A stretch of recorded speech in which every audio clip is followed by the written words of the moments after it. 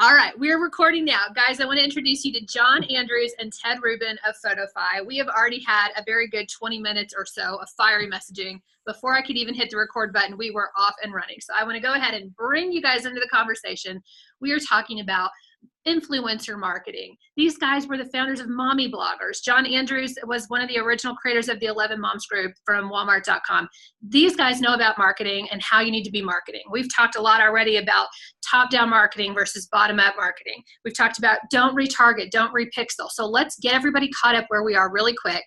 And Ted, you were just talking about how you hate how people retarget and repixel and what is going on. Do you want to bring us into the conversation really fast? Absolutely, but I just want to say one thing about our introduction.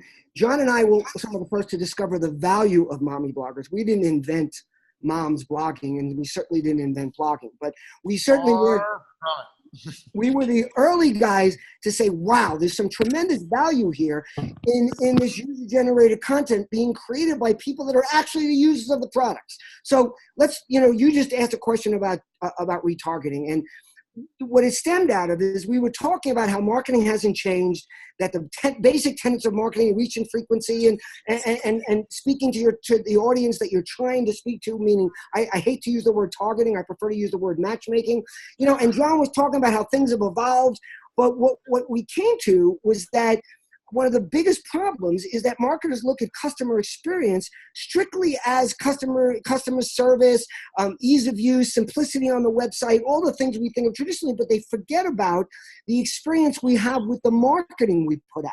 And one of the classic examples is John and I like to go up in front of audiences from as small as 30 to as large as a few thousand, and either together or alone, ask them, raise your hand if you like to be retargeted.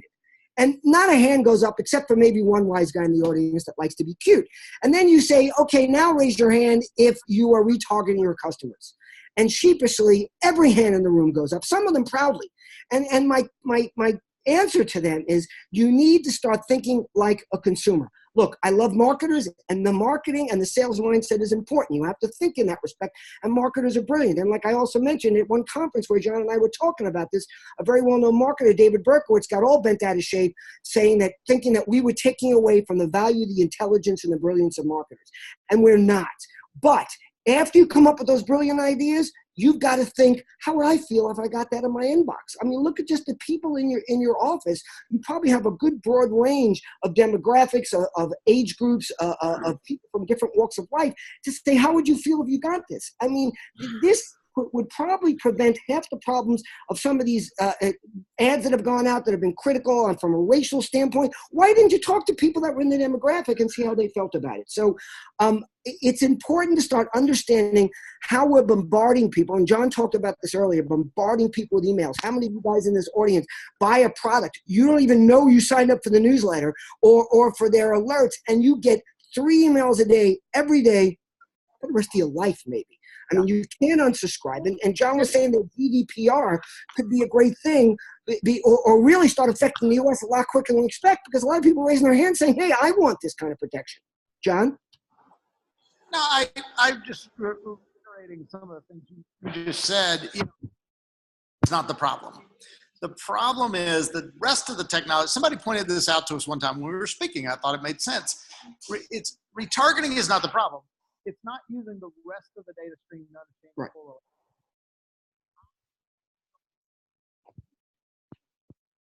Customer years, and I go and use Merrill Lynch, on a regular basis, look at my account or whatever, and I get ads for signing up for Merrill Lynch.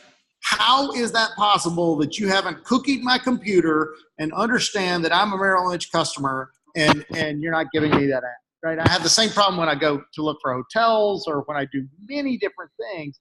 Nobody's put the chain together. And you can't tell me in 2018 you cannot link that together. And I think what Ted said is the experience is now every single touch point. It's not the it's not the add-on. It's every single touch point. So the moment that any part of that chain breaks down, I'm reading this wonderful book, I just finished it over Memorial Day, called Friction. And the whole premise of friction is removing anything that causes the customer pain or takes up time or is not as simple as possible.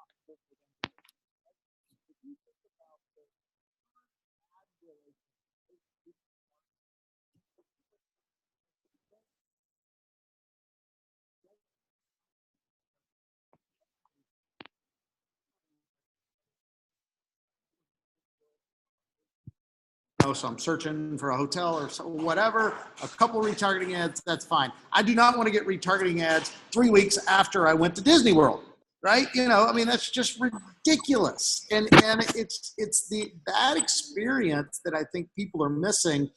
I said for years, the funnel is dead, right? And I realize now that is absolutely incorrect. And I've never said this. Ted's never even heard me say this before. The funnel is not dead. You still have to be aware of a brand, right? You still have to have opinions about that brand. If you think about the funnel, I still have to have a preference and I still have to have trust and all those things. I think what's happening is the mid-funnel is dead. And I think what's happening is the mid-funnel, now there's awareness and there's conversion, and the mid-funnel is more like an hourglass now. Nobody's doing anything to build that. I am aware of your brand. Now, how do I build a relationship? I'm aware of your brand, buy some shit, right? And I'm like, whoa. Let's date. Let's get to know each other a little bit. Let's not just every single conversation I have be it's 20% off and it's our biggest sale ever and it's whatever. If every day is a sale, nothing is a sale. And I now just think less about your brand. If I need something, I'll just go to Amazon and get it. Fine, I'm good. They make it easy, and I don't really care what toothpaste it is unless it's our buddy Craig Dubitsky's Hello Toothpaste, because now I care because I know Craig. Oh my God, I love Hello Toothpaste. John, can you talk a little bit more about the middle piece of the brand funnel? Do you have some brands that you really love to interact with? You can't wait for an email to come into your inbox, or you can't wait to follow them on social media. Give us a few brands that you love. So in mid-funnel brands that I love Delta, right? Delta definitely is not marketing to me all the time. They realize I'm a customer, and their mid-funnel part is the communication anytime I have a trip, right? So that could be prep for your trip. It could be here's early messaging. I know you saw some of the messaging that Delta and other airlines were completely waiving fees with all of the weather that we had over Memorial Day. That was awesome. They're out communicating that early. By the way, that's good for their business, right? So instead of people being like, they're like, just change your flight. Just change your flight. There's going to be issues. Like, go ahead and do that. One of my other work colleagues, he flew a cut rate airplane, and his bag didn't show up. And he was so upset because they didn't have the bag alert on his watch, which he's gotten used to. So the watch is a great mid-funnel place for people to talk to. Delta, I know when my bag goes on the plane because I get an alert. My bag is scanned. I get an alert on my watch. I know it's there. I know when my bag is not going to be there on the other end because I know it's not there. I don't have to wait. I can hit something and say, hey, I'm staying at the hotel and deliver my bag. Right? I know it's not there. You just saved me 30 minutes of waiting around the carousel, for me to find out my bag's not there and then go wait in line and talk to somebody. That's the mid-funnel experience that I think digital, that is not Delta saying, hey, we've got Hawaii on sale. I don't care. I'm not going to Hawaii tomorrow. I wish I was, but I'm not. Don't rub it in my face.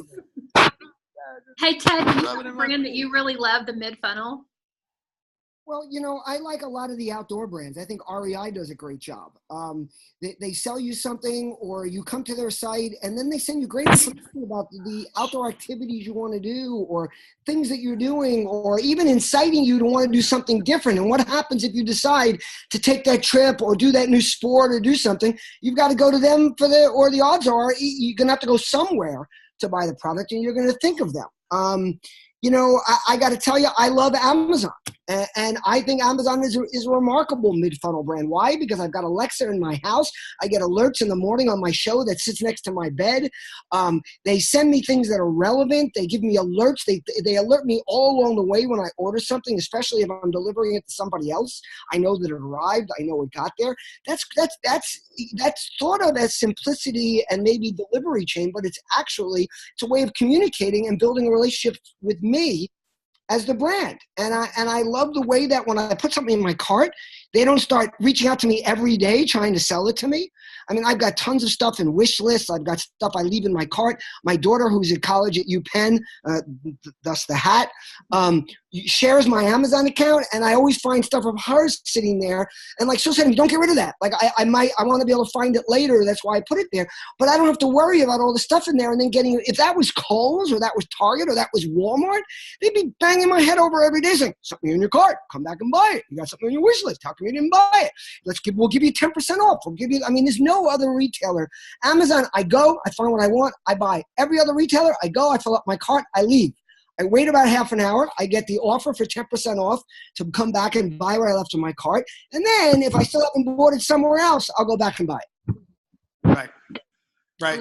But I never thought about that, Ted, but understanding how your shoppers are using the cart is a great mid-funnel example. Right. I'm just storing stuff there. It's easier for me to do that. I have to be careful. I do what Ted does. I have to be careful when I order that I don't have our whole cart shipped to us because my wife keeps things there. Right. Right. Exactly. They're not old yet. Right. Hey, every once in a while you can just surprise and send it to me. Would that be all right? John, your mic's a little wonky. Like if you move a certain way, it's cutting out, but I don't know. I wanted to ask you guys a question. Earlier, you said the fundamentals of marketing have changed, but the tools haven't. What do you mean by that? No, I think it's the opposite. John, yeah, thank you. Yeah, I think it's the opposite. The tools have changed, but the fundamentals haven't. Yeah. So the problem I really believe today and Ted and I are writing a book called Retail Relevancy. And so some of the chapters are about this is you've got these new digital tools that are awesome, right? Like I can communicate with people in ways that I never could before. And it's fantastic. The problem is we're using tactics from 30 years ago. We're still using this tactic of I'm going to reach as many people as possible so people can take action. Ted, you have a great insight on this, I think, which is yes. Guess what? Digital marketing works because if I send enough people information, somebody will take action, right? I'm so sorry for all the other people that I spam who could care less about that information, right? Does that make sense? Can you guys hear me or not? I'm sorry. No, we can hear you fine. But John, you are cutting in and out. I was wondering whether Jennifer was experiencing that. Hopefully I'm not. But no, look, again, the problem is just what John said, is that we've got new tools and we're using them the old way and we're forgetting about the change in customer expectations. I think we were talking about that earlier before we were recording, so correct me if we already spoke about that here. I don't want to repeat myself.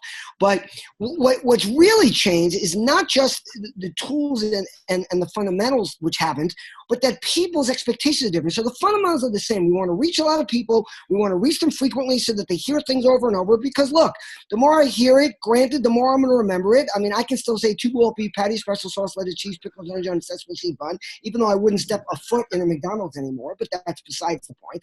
And I can say it absolutely positively has to be there, although I avoid using FedEx. But the point is that consumers' expectations have changed. We don't want to be banged over the head all the time. Just like John was saying earlier, we know that brands have all this information. Why are you sending this to me? I'm your client. Why are you still sending me the sign up and get 20% off? And then when I come in to use it, you say, sorry, you can't use the 20% off. You're already a customer. Well, how come you didn't know that? Because, and to me, what I believe it is that it goes back to the old rules, and then the new programmatic is let's do it as easy as possible. Let's bang as many people over the head. It doesn't matter if we do it again and again and again because it's so cheap to do that it doesn't matter that we're wasting all this media. But think about all the waste that's going on, all the people that are being hit with with ads and with outreach that have no interest, that aren't in the demographic, that already bought the product, that moved on. And then back to my talk when you asked me about mid-funnel brands and Amazon, is that, guess what? If I put something in my cart, that's something I'm interested in. Mm-hmm. But that doesn't mean I want you trying to sell it to me every day. Right. So I just think that you have to realize that consumers' expectations have changed. They know that things are different. They know all the data you're collecting, especially with all this talk now with GDPR. It's become very relevant. And the problems that Facebook had around the election and what happened with all the data there is that people know. If you want to claim you didn't know your data was being collected and used, fine. You want to make believe you thought you were getting everything for free? Maybe you didn't. Maybe we as marketers are a little jaded. We understand all these things. But every damn consumer now that watches the TV or looks at his phone or goes on social media now knows that their data is being collected and used. Therefore, their expectations are dramatically different. Hey, you know that I'm a guy and I'm 60 years old. Why are you sending me products for a 28-year-old woman? It's just inexcusable. And it's a waste of your marketing dollars. And I know some people get upset when we say this, Ted, but I truly believe this. I believe fundamentally a lot of the problem is third-party data.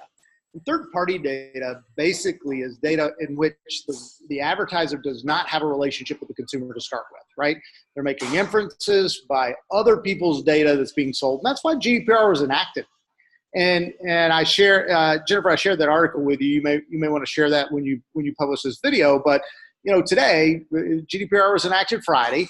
So today, 4 days later, programmatic advertising in Europe has declined 40 to 50%. That's what the article says, a Digiday article.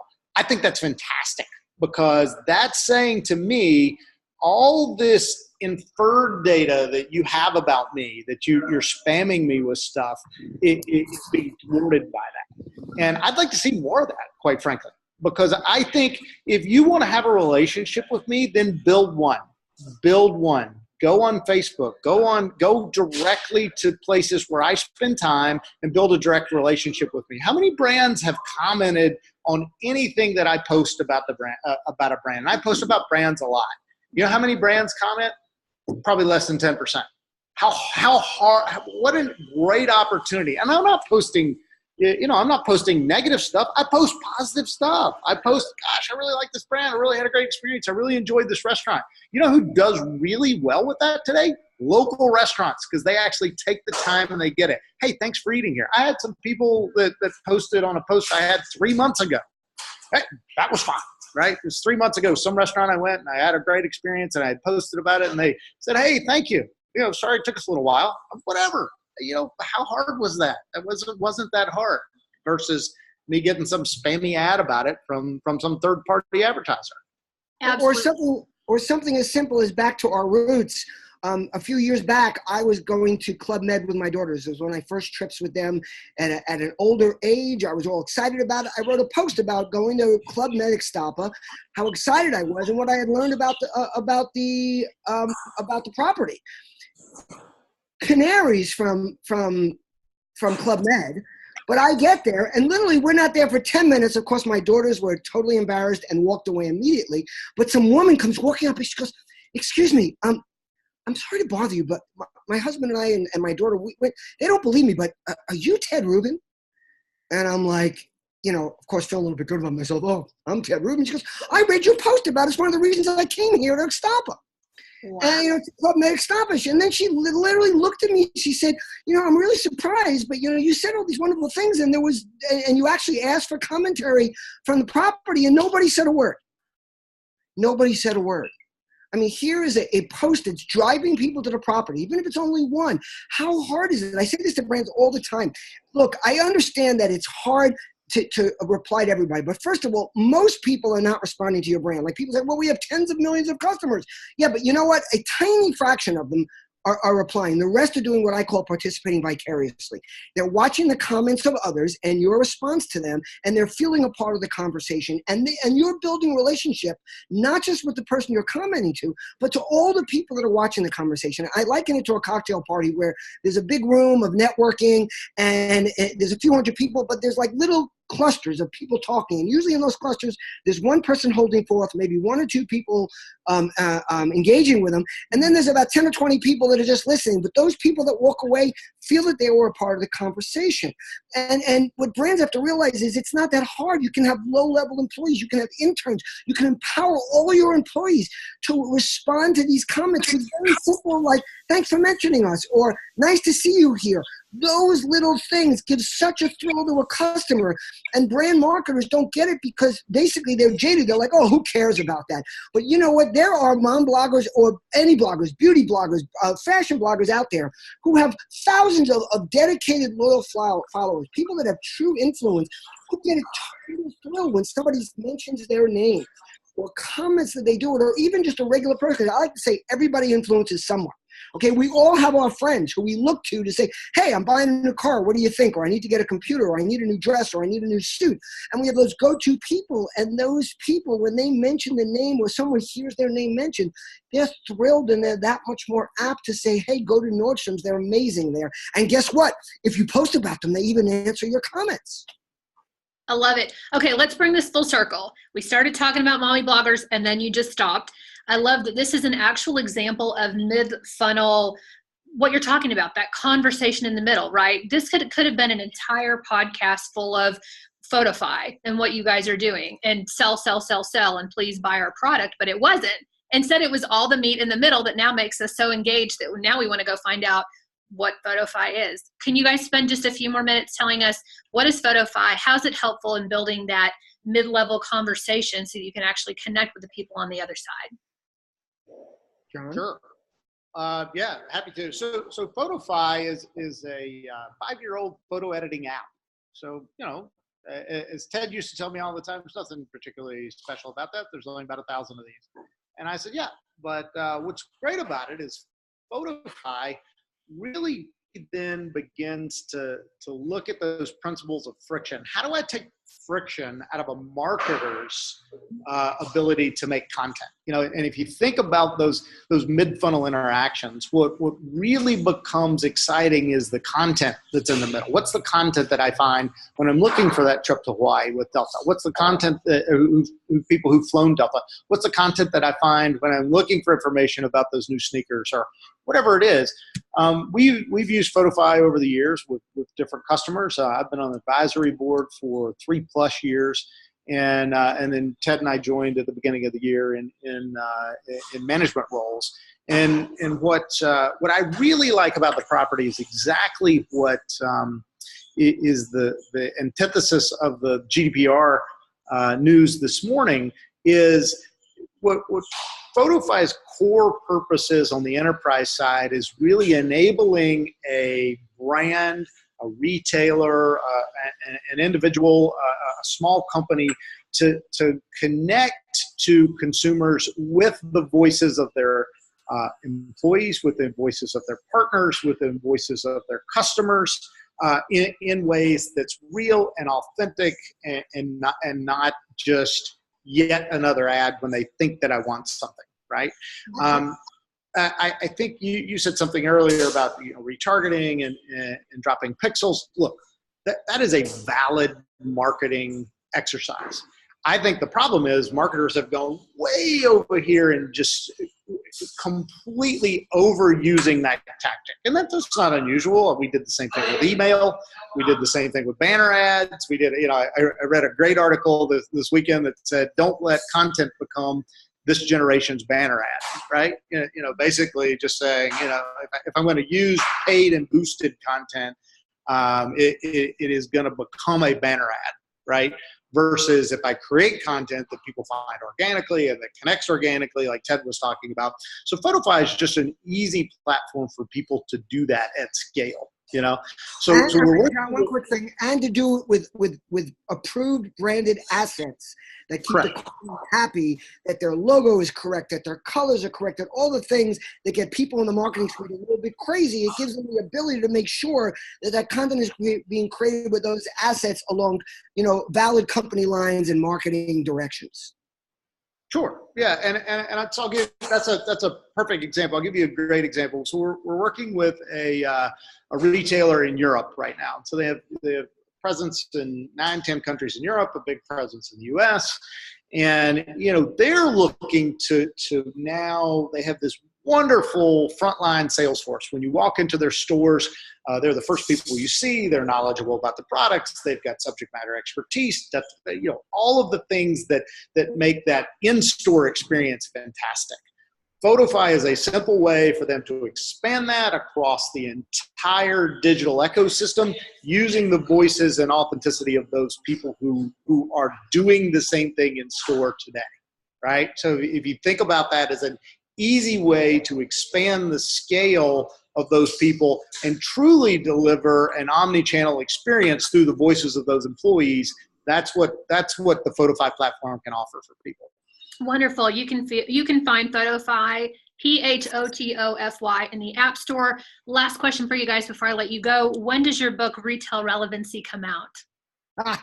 Are you mid-writing or do you have a launch date? We do not have a launch date. Yeah, get busy. We are Ted's busy mid-writing. writing all of it. We are mid-writing. We're hoping it's still relevant when it comes. By the time we launch it. I would say that our goal is Q4 and no later than January. I guess our listeners should just connect with you guys on social media, maybe LinkedIn, and then as soon as you guys can launch the book, I'm sure you'll make a big announcement, right? Absolutely. We're already talking about it. We have John and I both, post. John blogs via Medium and LinkedIn. I also repost a lot of his. Mine is tedrubin.com. Also returnarelationship.com. So there's a lot of stuff there. I'm at Ted Rubin on Twitter. I'm at Ted Rubin just about everywhere. John is Katahdin on most platforms. Katadhin. Yes, it took me a few years to get that down easy, but I got it now. John and I have been working together for close to 10 years now. So I was just telling him the other day, it was funny. We talk a lot in the mornings. And I go sometimes for beach walks. And I was on my way to the beach the other day, and John called me. And I get so deep in our conversations that, literally I get lost. I'm standing on the beach, and I don't remember how I got there. I swear to God, I got nervous for a second. I'm thinking, I literally was for a second thinking senility is setting in. I'm thinking, how did I come here? Which entrance did I take? And then all of a sudden, I realized that I was talking to John, and we get lost in these conversations. And the funny thing was, I called him to tell him, I said, number one is I don't think I'm senile yet. And number two is I just love our conversation. I get lost. And he goes, go look at Facebook. And he had just posted a thing about Steve Martin and Martin Short working together and how they said what they love about it. What was it, John? What was the exact terminology they used? That it was not complicated. It's uncomplicated. Uncomplicated. It just goes. So, you can find both of us together. You can find us apart. We think differently, but we think alike, and we bring it all together. And hopefully we will, it's hard writing a book, period. It's even harder when there's two of you and you have to bring the voice together. Luckily, we have an amazing editor, April Parcher, who's doing a fabulous job of that. And we'll let you all know when it's coming out. Awesome. Thanks, guys. We appreciate having you on. Have a great day. Thank you, Jennifer. We really enjoyed it. Have a good day.